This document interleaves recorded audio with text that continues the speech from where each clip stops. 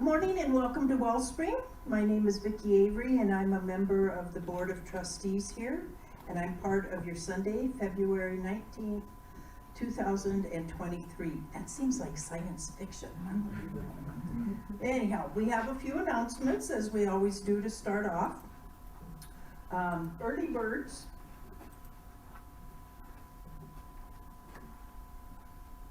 We were waiting for a slide. We have visuals. So anyhow, Early Birds meets Sunday mornings at 9:30 via Zoom, and the link is in our weekly email and on our website.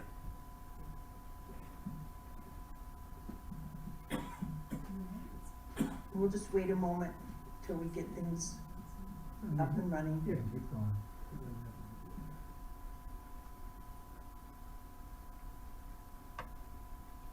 All right, we'll keep going. Our speaker today is our own Dr. Edward Burlbaw, and next week will be Reverend Bram Watkins from El Paso. In March, March 5th is Dr. Edward.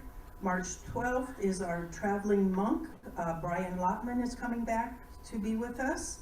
And then the 19th is Dr. Edward. And then March 26th is our very own Shirley Angel-Love. And when Brian comes, he usually does a workshop in the afternoon, and he will be doing that again on Sunday afternoon after service. And we do have flyers next door in the fellowship hall if you'd like to get some more information.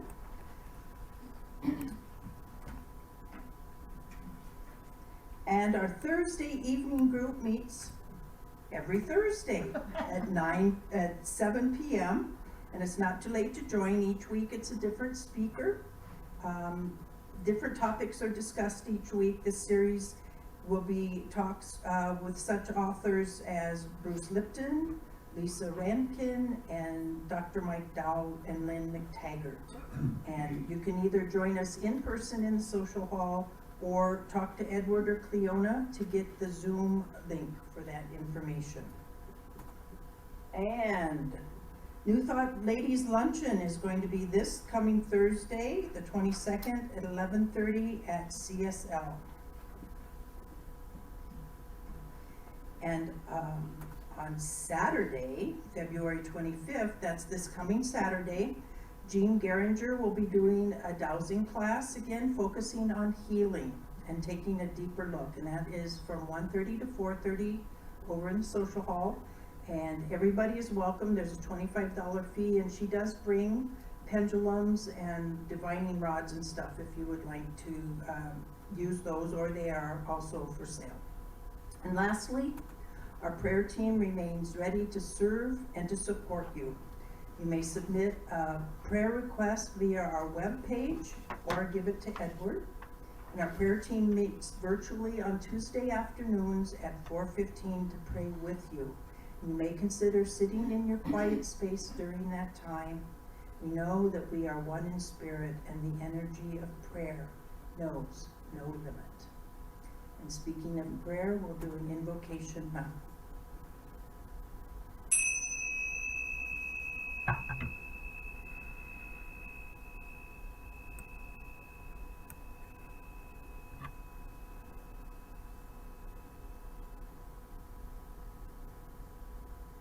Mother, Father, God, Great Spirit, the all that is in, through, and around each one of us. We know that you are with us here now as we come together as spiritual community of Wellspring for a Sunday celebration. It is refreshing to have the rain out there. It feels invigorating, and the air smells so fresh. And we know that it's a loving gift from the universe. And we here gather together in love, the love that is you, as you, and it is in each and every one of us. And we share that love, and we know that we have the love for ourselves too, so that we can give that gift to others. In great gratitude, we come together in celebration, and we say together, and so it is. And now, if you're able to stand for our song of joy, Love Binds Us All.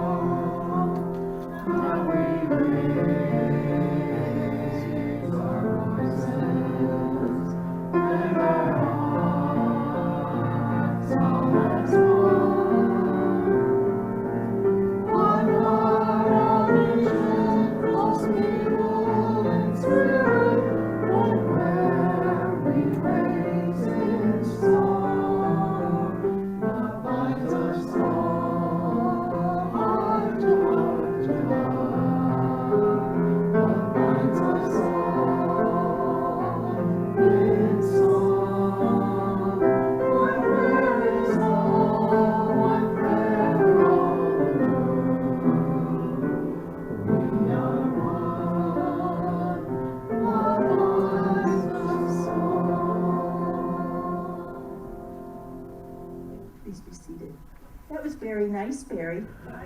Thank you. And so now, if you would please join together in saying our vision, mission, and affirmation. Our mission: to elevate spiritual consciousness in our world.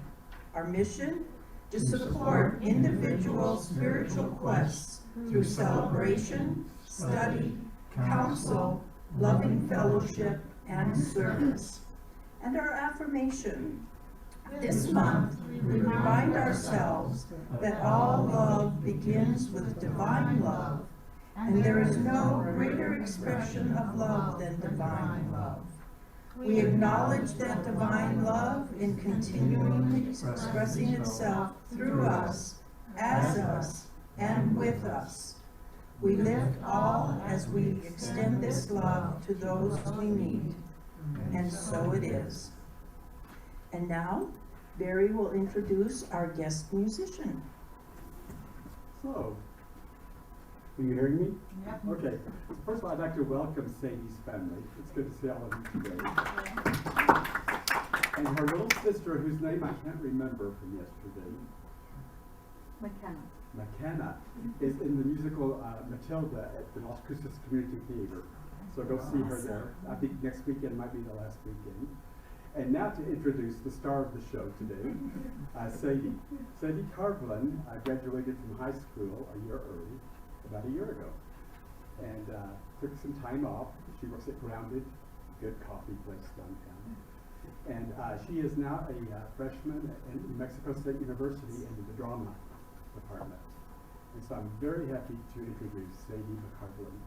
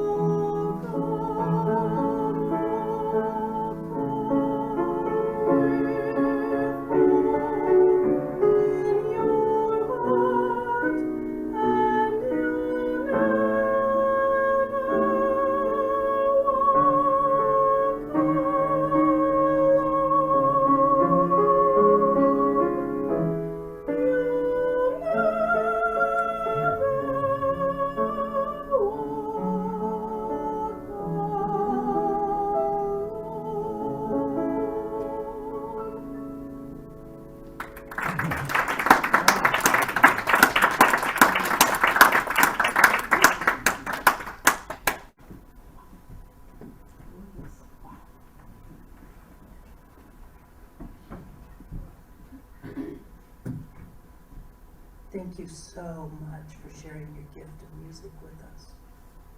You have a voice of an angel. Thank you.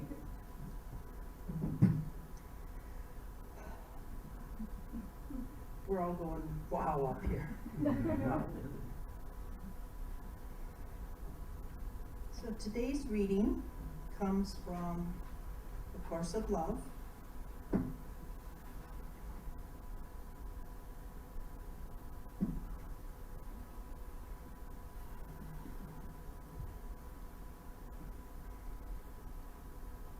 peacefulness is the nature of your being. It could not be otherwise when awe and magnificence encompass you in the embrace. Your heart sings in gratitude for the all that you are. You are the beauty of the world, and peace abides within you.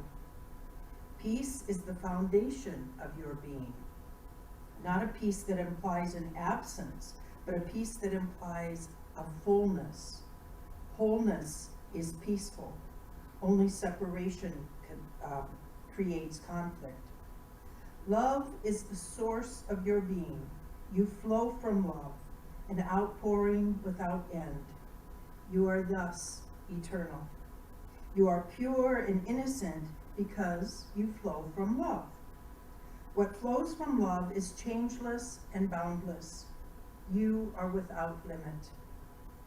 Power is the expression of who you are. Because you are changeless and boundless, you are all powerful. Only lack of expression leads to powerlessness. No true expression is possible until you know who you are. To know who you are and not to express who you are with your full power is the result of fear.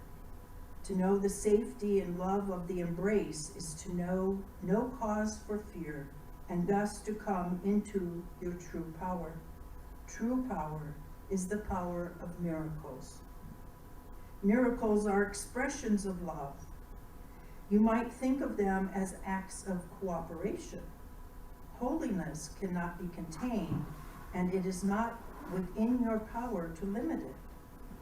To feel the holiness of the embrace is to release its power. While expression and action are not the same, understanding the relationship to each other is essential.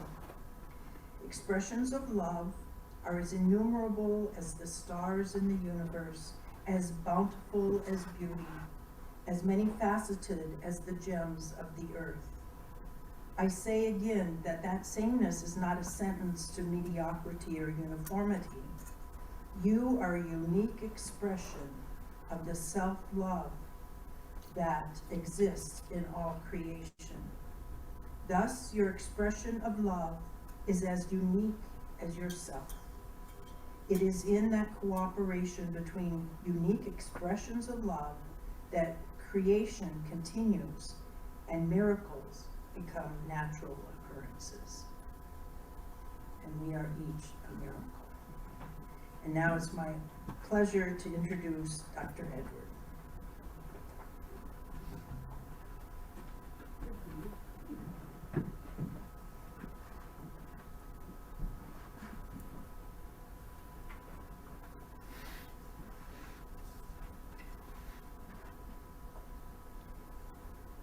Well, quite a wonderful day today already.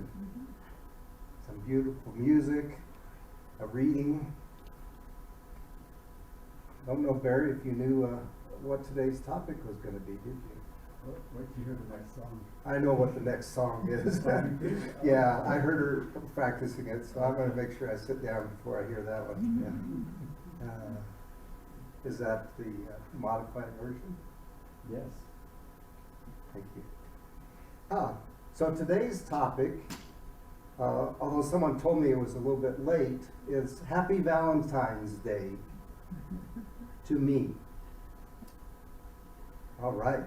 And I realized that last week was Valentine's Day, and I assume that all of us may have been remembered by someone on that special day. However, no matter how important the recognition and remembrance by someone else was, more important is that recognition and remembrance from ourselves. No matter what relationship we're in or desire to be in, the first relationship that we have is that with our Creator. Second only to that is our relationship with ourselves. All other relationships come after those two. However, as humans, we may tend to focus on the third type of relationship rather than on the other two. That being the relationship with others. Our mistaken belief that we are separate from the Creator causes any number of problems with the other categories of relationship. Unfortunately, we turn this around so we think that God has left us somehow. However, in a sense, it is actually the other way around. We have left God. Then we have guilt and have difficulty loving ourselves. We want to punish ourselves for this horrible thing that we've done. But knowing that all is in divine right order, we know that that is the plague of an earthly existence, this sense of separation. We knew that that was going to be the case and going to be a challenge when we planned our incarnation in this life. We may have chosen parents who would be distant so we could provide further evidence that God was distant and unreachable. Our early relationships became metaphors for how we assumed God's relationship was with us. Again, this was a presumption on our part and was only a challenge we set up to guide us to a deeper connection with our soul and God. Having set ourselves up for this misunderstanding, our environment was all too happy to comply with our beliefs and provide feedback about our unworthiness. Certainly, if we are unworthy of others' love, how could we really love ourselves? As has been mentioned many times for most of us, our upbringing was such that we were taught not to think first of ourselves. Certainly, "don't be selfish" was probably a common phrase around all of our households. And perhaps something like, "don't get a big head about that," might have followed any compliment we received. Let's call these historical beliefs that became our governing statements. Erich Fromm says, "Selfish persons are incapable of loving others, but they are not capable of loving themselves either." And just like the second great commandment, love your neighbor as yourself, I think it should have been, love yourself so you can love your neighbor. Fromm's statement was true, but might be better used as constructive feedback rather than judgment. As is, if you find yourself incapable of loving others, being in a healthy relationship, maybe you need to do some work on yourself. Don Miguel Ruiz says, "Selfishness comes from poverty in the heart, from the belief that love is not abundant." But I think that selfishness has gotten a bad rap. In my mind, one could say that everything we do is selfish, in one sense, or perhaps described as self-preserving. For example, the happiness study that we've talked about a little bit throughout this month and the end of last month found that those who volunteer or give their time to others are happier than those who don't. Perhaps one does not say to themselves, "I'm going to start volunteering so I can be happier." However, once the volunteering starts, there is a certain sense of satisfaction or reward such that we seek to replicate it or continue the feeling and therefore continue the behavior that brought about that feeling. This may not be conscious, but in some ways, that positive feedback cycle is very similar to the reward system we use for training animals. So if we reframe selfishness as self-love or self-care, then selfishness isn't a bad thing. And even if we are selfish in a bad way, we might find ourselves alone, as Fromm said, in a way, and then we would eventually get the message that we might need to change. So in that way, even bad selfishness is good selfishness, or can be used for good. So examine some reasons now for cultivating self-love. Louise Hay says, self-love helps me make positive changes easily. Ernest Holmes says, love overcomes everything and neutralizes all that is unlike itself. Love is God. The more I love myself, the greater the love I have to share with others. At the same time, the more we love ourselves, the more self-confidence we have, and the less likely we are to react to others' behavior. From a stance of self-love, we're better able to separate their stuff from our stuff. And just as stress harms the body, love heals the body. Someone once said about self-care, choose to do what is hard so life will be easy. There's something called the imposter syndrome. You know, deep down inside and hidden so no one will see it is the belief and fear that we're frauds, unworthy of our accomplishments. Years ago, my older brother told me something, and I'll kind of add some background to it. He has a degree in animal science, and he became a telecommunications engineer, sort of by accident. And then he became a telecommunications software testing engineer. He said, you know, Edward, I feel like one of these days my boss is going to come in here and he's going to say, Charlie, I found you out. You are a fraud. You're nothing but a pig farmer or whatever, you know. So he was excelling at his job, but yet deep down inside he had this fear. Anyway, do any of us relate to this? Yeah, you know, we're excelling at something, but we know somebody's going to come and find out that dark side of us or whatever, and they're going to fire us from our job. So yes, I think even the most competent among us likely experience these self-doubts. In some portion of our life, even Barry, who's a fantastic musician, probably has these little sneaking doubts that lurk around. Not to pick you up, but you know, we look at others and we see their skills and talents, and we say, "Oh my gosh, they're so talented, they're so skillful. I could never be like that." And then they're looking at themselves, going, "Oh, those people are so talented and skillful. I could never be like that." So it's something we share amongst ourselves. So I want you to imagine, or at least consider the concept that true self-love is like a vaccine for life's trials and tribulations. So let's talk a little bit more about self-care and self-appreciation. When someone compliments you, can you say thank you? "Oh, I like your shirt." "Oh, this old thing?" Right?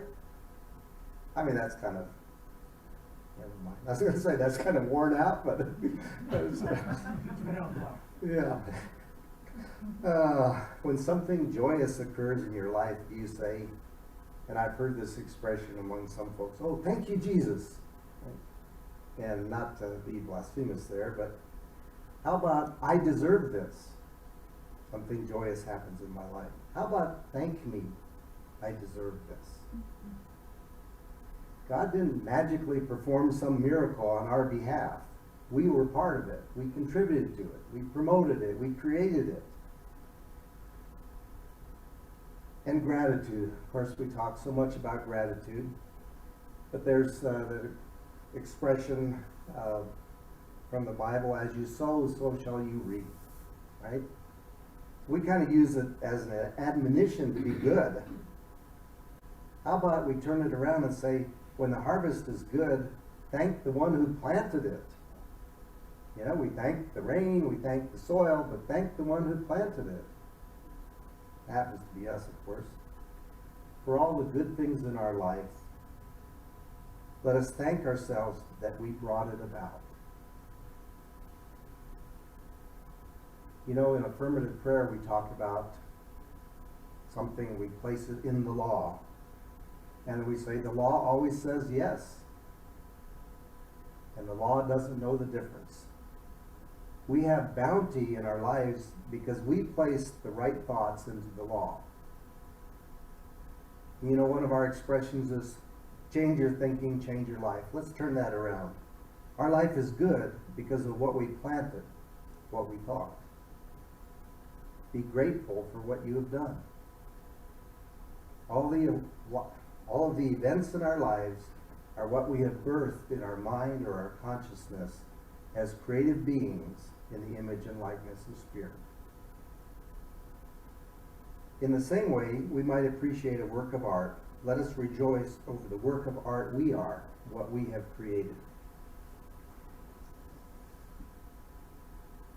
We hear so much about the mirror exercise. Most of you are familiar with that. You know, stand in front of the mirror and say, I love you. Look yourself in your eyes and say, I love you. And you might say it 3 or 4 times until you start to begin to believe it. And why do we keep talking about this? Because it works.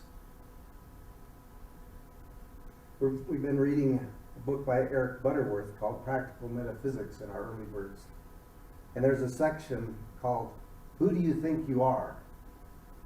And he suggests we say, like the mirror exercise, stand in front of the mirror and say, I am the Christ, the son or daughter of the living God. You know, that is what Jesus taught. Greater things than these you too can do. So I thought, well, I kind of have this I love myself in the mirror thing down pat, so I'm going to try this one. Some of you already know what I'm going to say, but so I was surprised when I did it, what came up for me.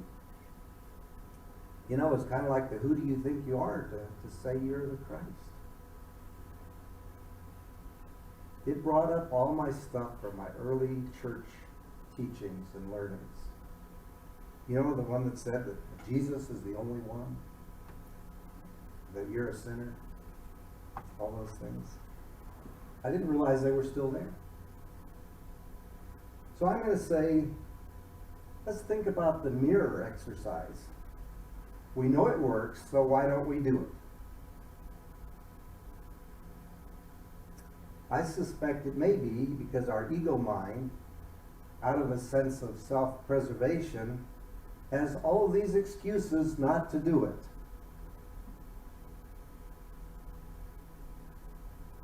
The flip side of the mirror exercise, similar to the one I was just speaking of, is that if we listen to ourselves and observe our reaction to the mirror exercise, to not doing it, or even what we feel when we do it,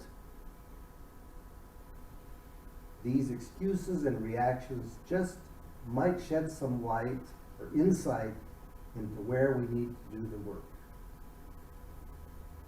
Much like the spots in the windshield I was speaking of last month. You know, thank you for showing me what is keeping my magnificence from shining through as brightly as it can. That's the spots on the windshield. I've really always liked this poem from the first time I heard it, and it's called Our Deepest Fear by Marianne Williamson. Our deepest fear is not that we are inadequate. Our deepest fear is that we are powerful beyond measure. It is our light, not our darkness, that frightens us most. We ask ourselves, who am I to be brilliant, gorgeous, talented, fabulous? Actually, who are you not to be? You are a child of God. As I started thinking about this, give yourself, or Valentine's Day to myself, there's a movie, I think it's from the 90s, Matthew McConaughey starred in it. And I was surprised when I saw what the title was. And the title was How to Lose a Guy in 10 Days.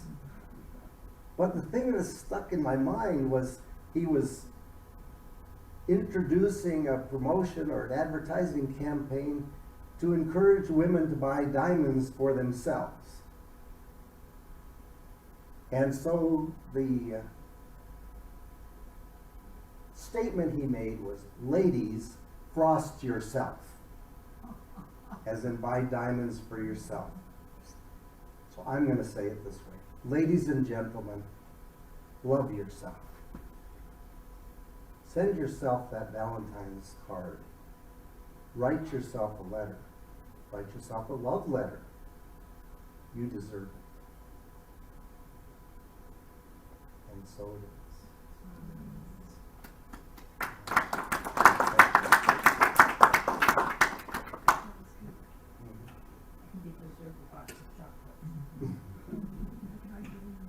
Life is like a box of chocolates. So let's just take this to prayer.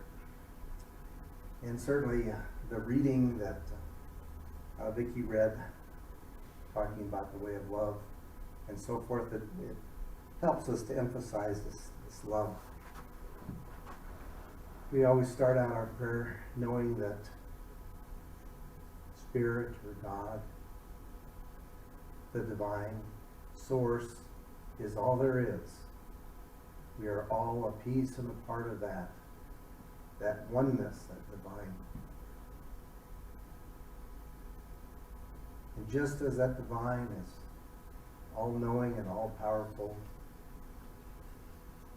that is within our DNA, that is within our spirit, within our soul. We know as we look around at the world and our friends and family, not everyone seems to be having the best day. But we know that that is all part of this love that God has for us. This love that is saying, clear away the dross and expose that magnificent spiritual being that you truly are, that spiritual being who's experiencing an earthly existence. So as we many times understand from 2020 hindsight, we look at something which may have been difficult at the time, we say, man, that was the best thing that happened to me. We know that what is going on in the world, what is going on in each of our lives, is the best thing, is the greatest thing that can happen to us right now for where we are. Because again, it is clearing away that dirty windshield so that we can shine more brilliantly and so that we can accept the love of God. That love that is always shining on us. So we know that those of our friends and family who may be experiencing difficulties, we just take this opportunity and the collective love and joy and energy of this meeting today, we take that and we shine it on those folks that somehow, some way, we may help them see the truth about themselves just a little bit better, so that they may see their way through whatever it is, whatever condition they're experiencing. We just are so grateful for this understanding that there's no spot where God is not. The expression of God is in everything and everywhere. We just take this understanding, we take all of our thoughts and dreams and desires, we place them into the law, we place them into the mind of God. And God says, yes, my beloved, yes, I've got your back.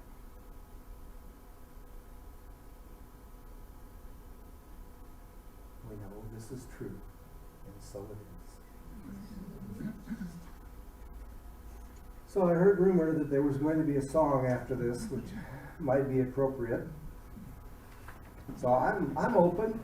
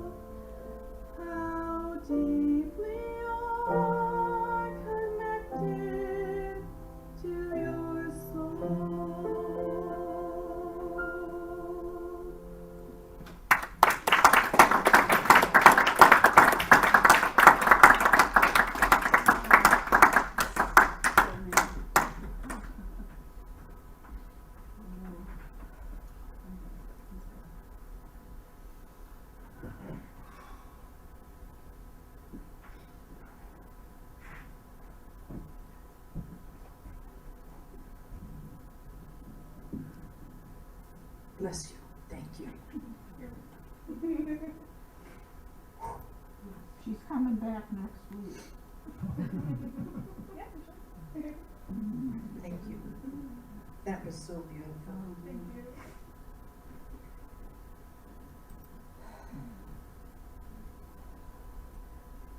Well, we acknowledge and receive our virtual and in-person gifts. We give great thanks for the offerings already given and those that we will be receiving, because we know that giving and receiving are both part of the same flow. We affirm that we are also part of that flow, and we bless these gifts and know that they are multiplied throughout our community. There's a number of folks that were of service today to put on our production, and so we are grateful for your service. Thank you, thank you, thank you. And we thank you all for joining us here today, and all of you out there in Zoom land. And if you'd like to stick around in Zoom land for a little while and visit, and or go next door to the fellowship hall. Please stand if you're able, and we'll read the benediction followed by our congregational song. Spirit in the midst of us is mighty. Joy, peace, and eternal life are our true nature, and flow through us into the world, and so it is.